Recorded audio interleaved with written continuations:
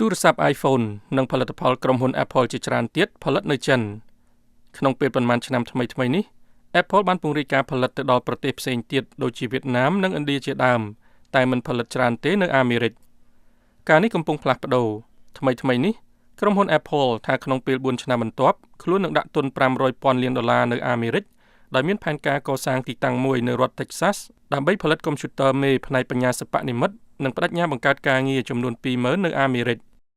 ការប្រកាសរបស់ក្រុមហ៊ុន Apple នេះធ្វើឡើងក្រោយពីកិច្ចប្រជុំមួយនៅចុងខែកុម្ភៈរវាងនាយកប្រតិបត្តិក្រុមហ៊ុនគឺលោក Tim Cook និងលោកប្រធានាធិបតី Donald Trump ក្រុមហ៊ុនផលិតទូរស័ព្ទ iPhone នេះស្ថិតក្នុងចំណោមក្រុមហ៊ុនអាមេរិកមួយចំនួនដែលបានប្រកាសដាក់ទុននិងបង្កើតការងារនៅអាមេរិកថ្មីៗនេះលោក Trump ថ្លែងថាក្រុមហ៊ុនទាំងនេះនឹងផលិតនៅទីនេះវិញព្រោះពួកគេមិនចង់បង់ពន្ធគយនោះទេលោក Trump ដំឡើងពន្ធទ្វេដងដល់ 20% លើទំនិញទូទៅនាំចូលពីចិនចាប់ពីថ្ងៃទី4ខែមិនិនាតទៅអ្នកខ្លំមើលថាវិធានការរបស់ក្រុមហ៊ុន Apple ជានិន្នាការមួយក្នុងការធ្វើពិពិធកម្មខ្សែសង្វាក់ផ្គត់ផ្គង់របស់ខ្លួនហើយមិនតាក់ទងនឹងការដាក់ពន្ធគយរបស់លោក Trump លើចិនទេ They are now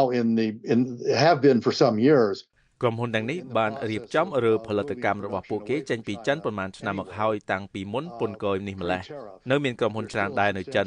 តែមាននិន្នាការច្បាស់ហើយខ្ញុំគិតថាក្រុមហ៊ុន Apple នឹងបន្តនិន្នាការនេះ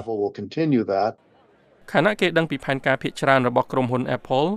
ក្រុមហ៊ុននេះកំពុងផ្ដល់សញ្ញាពីគោលនយោបាយគាំទ្រវិនិយោគនិងការងារនៅអាមេរិកដែលជាអាទិភាពសម្រាប់រដ្ឋបាលលោក Trump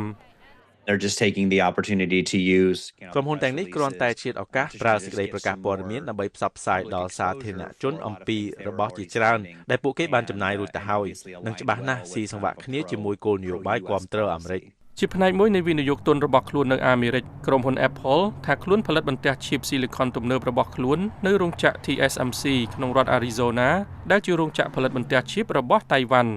ពីរដ្ឋធានី Washington ខ្ញុំសាយមុនី VOA